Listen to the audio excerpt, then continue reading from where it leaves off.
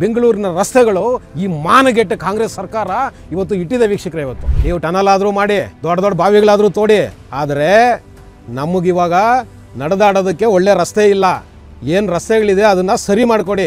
ನೀವು ಆಮೇಲೆ ಏನನ್ನಾದರೂ ತೋಡ್ಕೊಳ್ಳಿ, ಅದರೊಳಗೆ ಹಾವುಗಳನ್ನಾದರೂ ಬಿಟ್ಕೊಳ್ಳಿ, ನೀರುಗಳನ್ನಾದರೂ ಬಿಟ್ಕೊಳ್ಳಿ, ಇಲ್ಲ ಗಾಡಿಗಳನ್ನಾದರೂ ಬಿಟ್ಕೊಳ್ಳಿ. ಅದು ಬಂದಮೇಲೆ ನೋಡೋಣ. ಏನು ನಾಚಿಕೆ, ಮಾನ, ಮರ್ಯಾದೆ, ಒಂಚೂರು ಸಂಕೋಚನೂ ಇಲ್ದಂಗೆ 50%, 40%, 60% ಭ್ರಷ್ಟಾಚಾರ ಮಾಡಿ ತಿಂತಾರೆ. ಹತ್ತು ತಲೆಮಾರುಗಳಿಗೆ ಹಾಕುವಷ್ಟು ದುಡ್ಡನ್ನು ಹಿಡ್ಕೊಂತಾರೆ ಅವರು. ಯಾರನ್ನೋ ಬಲವಂತ ಮಾಡಿ, ಅಡ್ವರ್ಟೈಸ್ಮೆಂಟ್ ಮಾಡಿ, ಅಪ್ರೋಚ್ ಮಾಡಿ, ಕರೆದು ಇಲ್ಲಿ ಒಂದು ಇಂಡಸ್ಟ್ರಿ ಮಾಡಿ ಅಂತ ಹೇಳೋ ಅಂತ ಹರ್ಕತ್ತು ಡಿ ಕೆ ಶಿವಕುಮಾರ್ಗೆ ಏನಿದೆ ಹೇಳಿ? ಡಿ ಕೆ ಶಿವಕುಮಾರ್ ಮಕ್ಕಳೇನು ಕೆಲಸ ಹುಡ್ಕೊಂಡು ಹೋಗ್ಬೇಕಾ ಹೇಳಿ? ಇಲ್ಲ ಅವ್ರು ಕಂದಂದವ್ರು ಯಾರಾದ್ರು ಏನು ಕೆಲಸ ಹುಡ್ಕೊಂಡು ಹೋಗ್ಬೇಕಾ? ಏನಾಗಬೇಕಾಗಿದೆ? ಒಂದು 5,000 6,000 ಉದ್ಯೋಗನ ಸೃಷ್ಟಿ ಮಾಡೋ ಒಂದು ಇಂಡಸ್ಟ್ರಿ ಇವತ್ತು ಬೇರೆ ರಾಜ್ಯಕ್ಕೆ ಹೋಗ್ತಿದೆ ಅಂತ ಇವ್ರಿಗೆ ಆಗಬೇಕಾಗಿರೋದು ಏನಿದೆ? ಏನೂ ಇಲ್ಲ. ನಮ್ಮ ಮಿನಿ ಖರ್ಗೆ ಅವ್ರು ಹೇಳ್ತಾರೆ ನಮ್ಮನ್ನು ಅವ್ರು ಅಪ್ರೋಚೇ ಮಾಡಿಲ್ಲ ಅಂತ. ಅವ್ರು ಯಾಕ್ರಿ ಅಪ್ರೋಚ್ ಮಾಡ್ತಾರೆ? ಆ ಬದ್ಧತೆ ನಿಮಗಿರಬೇಕು, ಆ ಕಳಕಳಿ ನಿಮಗಿರಬೇಕು. ನನ್ನ ರಾಜ್ಯಕ್ಕೆ ಒಂದು ಇಂಡಸ್ಟ್ರಿನ ತರಬೇಕು, ಇಲ್ಲಿ ಕೆಲಸನ ಸೃಷ್ಟಿ ಮಾಡಬೇಕು, ತೆರಿಗೆನ ಸಂಗ್ರಹ ಮಾಡಬೇಕು, ಇಲ್ಲಿನ ನಿರುದ್ಯೋಗ ಯುವಕರಿಗೆ ಕೆಲಸ ಕೊಡಬೇಕು ಅನ್ನೋ ಒಂದು ಕನಿಷ್ಠ ಪ್ರಜ್ಞೆ ನಿಮಗಿದ್ರೆ ನೀವು ಅವ್ರನ್ನ ಅಪ್ರೋಚ್ ಮಾಡ್ತಾಯಿದ್ರಿ. ನಿಮ್ಮ ಮಕ್ಕಳು ನಿಮಗಿಂತ ಜೋರಾಗಿರ್ತಾರೆ, ನಿಮ್ಮದು ಆದ್ಯತೆಗಳೇ ಬೇರೆ. ನೀವು ರಾಜಕಾರಣದಲ್ಲಿದ್ದರೆ ನಿಮ್ಮ ಮಕ್ಕಳು ಅವ್ರು ಇನ್ನೊಂದು ಎಕ್ಸ್ಟ್ರೀಮ್ ಅವ್ರದ್ದು. ಯಾವುದೋ ರೆಸಾರ್ಟ್ ಅಂತೆ, ಪಬ್ ಅಂತೆ, ಕ್ಲಬ್ ಅಂತೆ, ಅಲ್ಲಿ ಮಾಡೋ ಅನಾಚಾರಗಳು, ಅಲ್ಲಿ ಮಾಡೋ ವ್ಯಾಪಾರಗಳು ಸಾರ್ವಜನಿಕರಿಗೆ ಗೊತ್ತಿಲ್ವೇ? ಗೊತ್ತೇ ಇದೆ. ಜನ ಓಡಾಡೋಕೆ ಒಂದು ರಸ್ತೆ ಕೊಡೋಕೆ ನಿಮ್ಗೆ ಆಗ್ತಿಲ್ಲ, ಬೀದಿ ದೀಪಗಳು ಕೊಡೋಕೆ ನಿಮ್ಗೆ ಆಗ್ತಿಲ್ಲ, ಕುಡಿಯೋಕೆ ಶುದ್ಧವಾಗಿರೋ ನೀರು ಕೊಡೋಕೆ ನಿಮ್ಗೆ ಆಗ್ತಿಲ್ಲ ಅಂದರೆ ನೀವು ಸರ್ಕಾರಗಳು ಯಾಕ್ರಿ ಮಾಡಬೇಕು?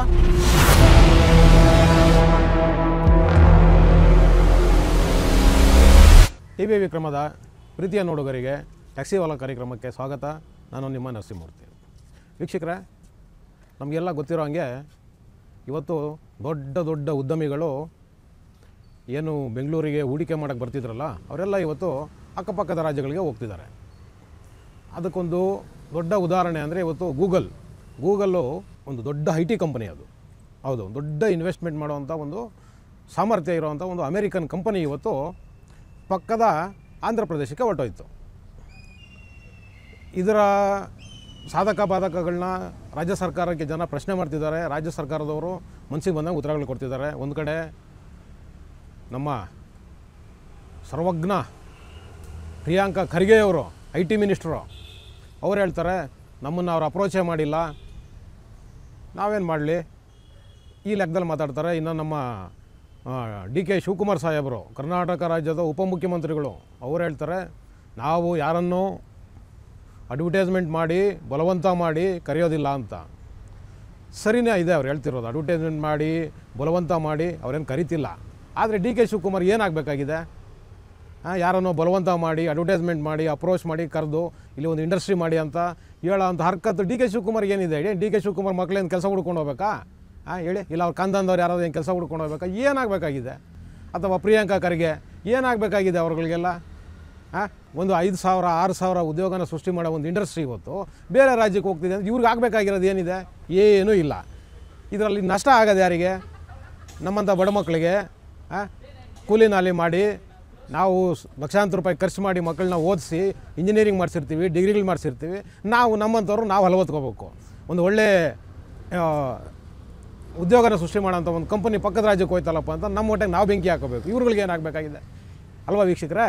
ಕರೆಕ್ಟೇ ಅವ್ರು ಹೇಳ್ತಿರೋದು. ಏನಕ್ಕೆ ಅಂದರೆ ಅವ್ರಿಗೇನು ಸರ್ಕಾರಕ್ಕೆ ಯಾವ್ಯಾವುದೋ ರೂಪದಲ್ಲಿ ಟ್ಯಾಕ್ಸ್ ಬರುತ್ತೆ. ಬಂದಿರೋ ಟ್ಯಾಕ್ಸಲ್ಲಿ ಈ ಅಯೋಗ್ಯರು ಏನು ನಾಚಿಕೆ, ಮಾನ, ಮರ್ಯಾದೆ, ಒಂಚೂರು ಸಂಕೋಚನೂ ಇಲ್ದಂಗೆ 50%, 40%, 60% ಭ್ರಷ್ಟಾಚಾರ ಮಾಡಿ ತಿಂತಾರೆ. ಹತ್ತು ತಲೆಮಾರುಗಳಿಗೆ ಹಾಕುವಷ್ಟು ದುಡ್ಡನ್ನು ಹಿಡ್ಕೊಂತಾರೆ ಅವರು. ಆಸೆಗಳು ಮಾಡ್ತಾರೆ, ಕಂಡ್ಕೊಂಡವ್ರ ಹೆಸರಲ್ಲಿ ಆಸೆಗಳು ಮಾಡಿಕ್ತಾರೆ. ಅವ್ರಿಗೆ ಏನಾಗಬೇಕಾಗಿದೆ ಹೇಳಿ? ಅವ್ರಿಗೆ ಏನೂ ಆಗಬೇಕಾಗಿಲ್ಲ. ಹೋದರೆ ಹೋಗಲಿ ಬಿಡಿ, ನಾವು ಯಾರನ್ನು ಅಪ್ರೋಚ್ ಮಾಡೋದಿಲ್ಲ.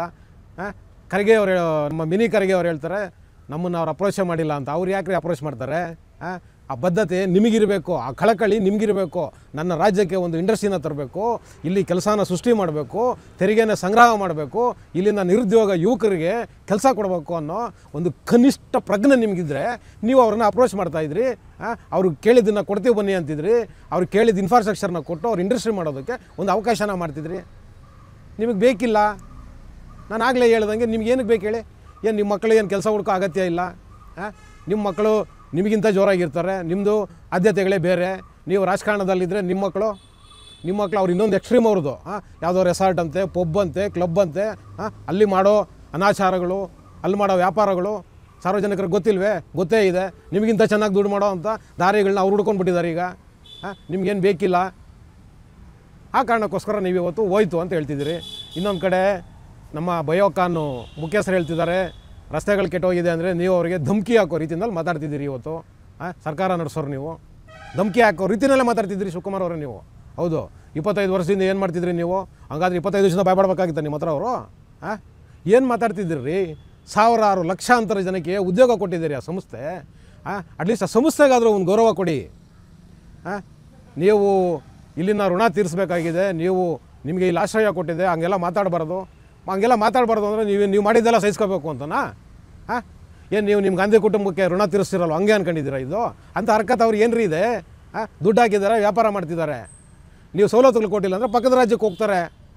ನಿಮ್ಮಂಥ ಗುಲಾಮ್ಗಿರಿನಲ್ಲಿರೋಂಥ ಅಗತ್ಯ ಏನಿದೆ ಹೇಳಿ ಇವತ್ತು ಇನ್ವೆಸ್ಟರ್ಸ್ಗೆ, ಹೇಳಿ, ಹೂಡಿಕೆದಾರರಿಗೆ ಅಲ್ವಾ? ಈ ರಾಜ್ಯಕ್ಕೆ ಇವತ್ತು ಏನಾದರೂ ಟ್ಯಾಕ್ಸ್ ಬರ್ತಿದೆ ಅಂದರೆ ಯಾರಿಂದ ಬರ್ತಿರೋದು?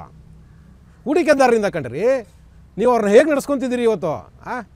ಒಂದು ಸಿಂಪಲ್ ಮೂಲಭೂತ ಸೌಕರ್ಯಗಳು ನಿಮಗೆ ಕೊಡೋಕ್ಕಾಗಿಲ್ಲ ಅಂದರೆ ನೀವು ಯಾಕೆ ಸರ್ಕಾರಗಳು ನಡೆಸಬೇಕು? ಜನ ಓಡಾಡೋಕೆ ಒಂದು ರಸ್ತೆ ಕೊಡೋಕೆ ನಿಮ್ಗೆ ಆಗ್ತಿಲ್ಲ, ಬೀದಿ ದೀಪಗಳು ಕೊಡೋಕೆ ನಿಮ್ಗೆ ಆಗ್ತಿಲ್ಲ, ಕುಡಿಯೋಕೆ ಶುದ್ಧವಾಗಿರೋ ನೀರು ಕೊಡೋಕೆ ನಿಮ್ಗೆ ಆಗ್ತಿಲ್ಲ ಅಂದರೆ ನೀವು ಸರ್ಕಾರಗಳು ಯಾಕೆ ಮಾಡಬೇಕು ಹೇಳ್ರಿ? ಯಾವ ಪುರುಷಾರ್ಥಕ್ಕೆ ಸರ್ಕಾರ ಮಾಡ್ತೀರಿ ನೀವು ಯಾಕೆ ಟ್ಯಾಕ್ಸ್ ತಗೊತಾ ಇದ್ದೀರಿ? ಇವತ್ತು ಯಾವುದೋ ನಾವು ಮೀಡಿಯಾದಲ್ಲಿ ನೋಡ್ತಾ ಇದ್ವಿ, ಆ ವರ್ತೂರು ಭಾಗದಲ್ಲಿ ಇವತ್ತು ಎಲ್ಲ IT-BT ಜನ ವಾಸ ಮಾಡ್ತಿರೋದು. ಸಾಕಷ್ಟು ಅಪಾರ್ಟ್ಮೆಂಟ್ಗಳಿರೋ ಜಾಗ. ಆ ಜನ ಇವತ್ತು ಬೀದಿಗೆ ಬಂದು ನಿಂತಿದ್ದಾರೆ. ನಾವು ಟ್ಯಾಕ್ಸ್ ಕಟ್ಟೋದಿಲ್ಲ, ನಾವು ಟ್ಯಾಕ್ಸ್ ಕಟ್ಟೋ ದುಡ್ಡಲ್ಲಿ ರೋಡಾಕತ್ತೀವಿ ನಾವು ಅಂತ ಕೂತಿದ್ದಾರೆ ಅವರು.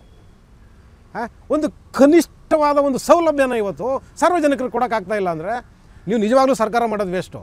ಹೌದು, ನಾನು ಎಸ್ಪೆಷಲಿ ನಾನು ಉತ್ತರ ಭಾಗದ ಜನರಿಗೆ ಹೇಳ್ತೀನಿ, ಉತ್ತರ ಭಾಗದಲ್ಲಿ ಯಾರು ವಾಸ ಮಾಡ್ತಿದ್ದೀರಿ ನೀವು ಖಂಡಿತ ಅದೃಷ್ಟವಂತರು. ಯಾಕೆ ಅಂದರೆ ಪೂರ್ವ ಮತ್ತು ದಕ್ಷಿಣ ಭಾಗದಲ್ಲಿ ನೀವು ಯಾವಾಗಲೂ ಓಡಾಡೋ ಜನ ಇದ್ದರೆ ನಿಮಗೆ ಅದರ ಅನುಭವ ಇರುತ್ತೆ.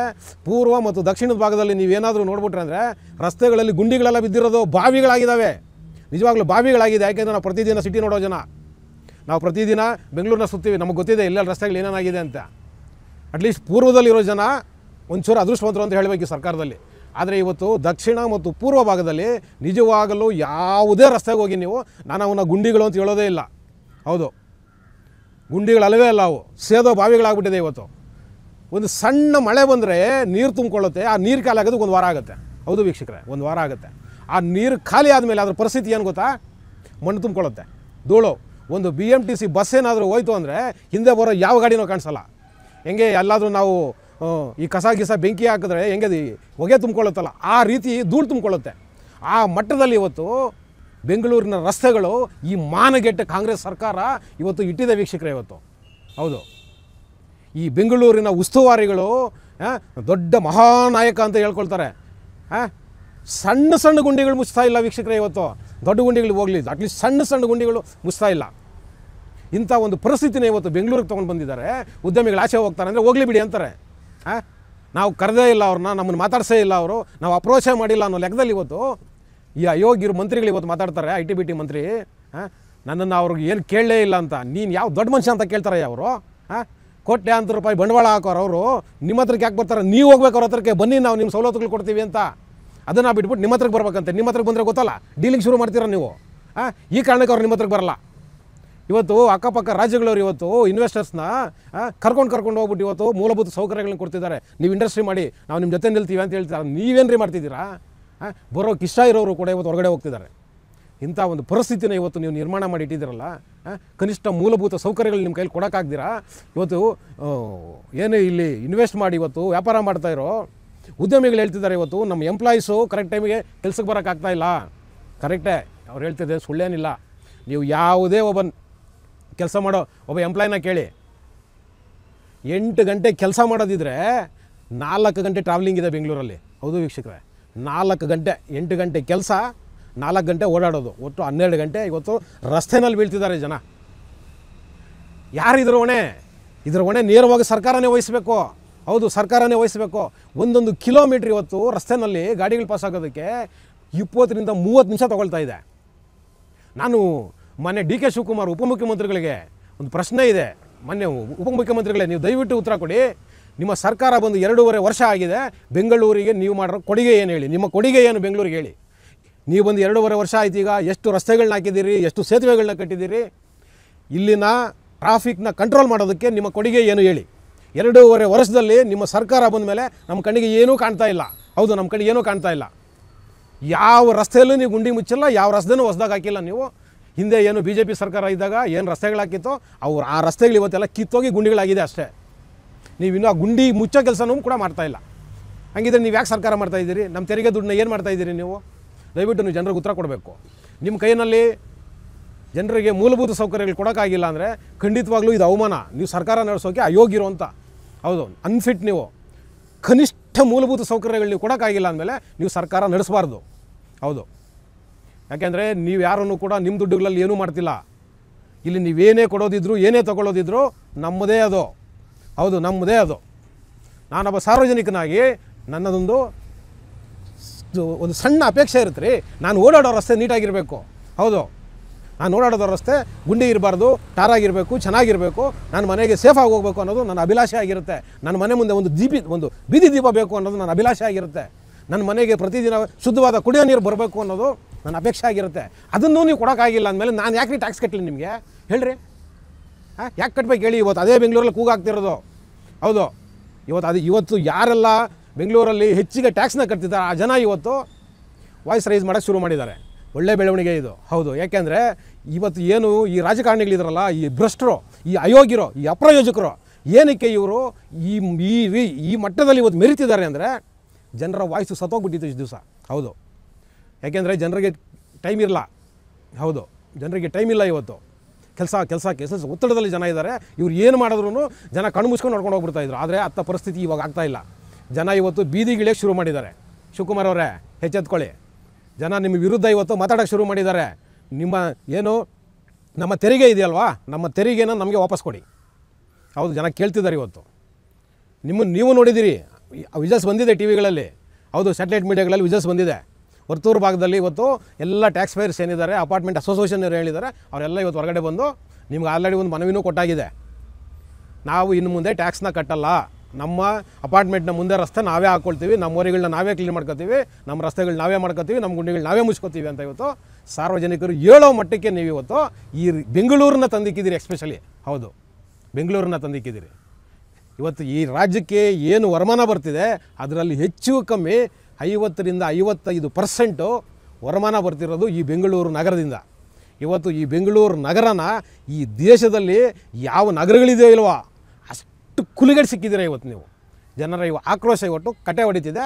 ಇದು ನಿಮಗೆ ಉಲ್ಟಾ ಆಗೋದಕ್ಕೆ ಮುಂಚೆ DK ಶಿವಕುಮಾರ್ ಅವರೇ, ಏನೋ ಟನಲ್ ಮಾಡ್ತೀವಿ, ಈ ಉಚ್ಚಾಟಗಳೆಲ್ಲ ಬಿಡಿ. ನಿಮ್ಮ ಉದ್ದೇಶ ಟನಲ್ ಮಾಡೋದು ಸರಿಯೇ ಇದ್ದರೆ ಅದು ಇವತ್ತಿಗಾಗಲ್ಲ, ಅದಾಗುತ್ತೆ. ಇನ್ನೊಂದು 10-15 ವರ್ಷನೂ ಆಗುತ್ತೆ. ಅಲ್ಲಿವರೆಗೂ ನಾವೇನು ಗುಂಡಿಗಳಿಗೆ ಓದಾಡನ್ವೇ, ಬಾವಿಗಳಿಗೆ ಈಜಾಡ್ಕೊಂಡಿರನ್ವೇ? ಹೇಳ್ರಿ, ನೀವು ಟನಲ್ ಆದರೂ ಮಾಡಿ, ದೊಡ್ಡ ಬಾವಿಗಳಾದರೂ ತೋಡಿ, ಆದರೆ ನಮಗಿವಾಗ ನಡೆದಾಡೋದಕ್ಕೆ ಒಳ್ಳೆ ರಸ್ತೆ ಇಲ್ಲ.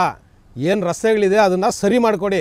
ನೀವು ಆಮೇಲೆ ಏನನ್ನಾದರೂ ತೋಡ್ಕೊಳ್ಳಿ, ಅದರೊಳಗೆ ಹಾವುಗಳನ್ನಾದರೂ ಬಿಟ್ಕೊಳ್ಳಿ, ನೀರುಗಳನ್ನಾದರೂ ಬಿಟ್ಕೊಳ್ಳಿ, ಇಲ್ಲ ಗಾಡಿಗಳನ್ನಾದರೂ ಬಿಟ್ಕೊಳ್ಳಿ. ಅದು ಬಂದಮೇಲೆ ನೋಡೋಣ ಅದರೊಳಗಡೆ ಏನೇನು ಸೇರ್ಕೊಂತ ಹೋಗಿ ಅಂತ. ಸದ್ಯಕ್ಕೀಗ ನಮಗೆ ಮೂಲಭೂತ ಸೌಕರ್ಯಗಳ ಅವಶ್ಯಕತೆ ಇದೆ. ನೀವು ಕೊಟ್ಟಿಲ್ಲ ಅಂದರೆ ನಿಮಗೆ ಟ್ಯಾಕ್ಸ್ ಕಟ್ಟಲ್ಲ ಅಂತ ನಾನು ಹೇಳ್ತಿಲ್ಲ. ಟ್ಯಾಕ್ಸ್ ಪೇಯರ್ಸ್ ಏನು ಜನ ಇದ್ದಾವೆ ಇವತ್ತು ನಾವು ತಿರುಗಿ ಬೀಳ್ತಾ ಇದ್ದೀವಿ. ನಿಮ್ಮ ಸರ್ಕಾರದ ವಿರುದ್ಧ ಇನ್ನು ಮುಂದೆ ಟ್ಯಾಕ್ಸ್ ಕಟ್ಟಲ್ಲ. ಆ ಕಾರಣಕ್ಕೋಸ್ಕರ ನಮಗೆ ಸರಿಯಾದ ಮೂಲಭೂತ ಸೌಕರ್ಯಗಳನ್ನ ಕೊಡೋದ್ರ ಕಡೆ ನೀವು ಗಮನ ಹರಿಸ್ತೀರಾ ಅಂತ ಹೇಳೋದ್ರ ಮುಖಾಂತರ ಇವತ್ತಿನ ಟ್ಯಾಕ್ಸಿವಾಲಾ ಕಾರ್ಯಕ್ರಮನ ಮುಗಿಸ್ತಾ ಇದ್ದೀನಿ. ಶೇರ್ ಮಾಡಿ, ಸಬ್ಸ್ಕ್ರೈಬ್ ಮಾಡಿ, ಲೈಕ್ ಮಾಡಿ, ಹೆಚ್ಚೆಚ್ಚು ಕಾಮೆಂಟ್ ಮಾಡೋದರ ಮುಖಾಂತರ ನಮ್ಮನ್ನು ಶೇರ್ ಮಾಡಿ. ಟಿವಿ ವಿಕ್ರಮ, ದೇಶ ನಿಮ್ಮ ಕೈಯಲ್ಲಿ. ಈ ಕಾರ್ಯಕ್ರಮ ನಿಮಗೆ ಇಷ್ಟ ಆಗಿದ್ದಲ್ಲಿ ಲೈಕ್, ಶೇರ್ ಹಾಗೂ ಕಮೆಂಟ್ ಮಾಡಿ. ಟಿವಿ ವಿಕ್ರಮದ ಕಾರ್ಯಕ್ರಮಗಳನ್ನು ನಿರಂತರವಾಗಿ ವೀಕ್ಷಿಸಲು ಸಬ್ಸ್ಕ್ರೈಬ್ ಮಾಡಿ, ಬೆಲ್ ಐಕನ್ ಒತ್ತಿ.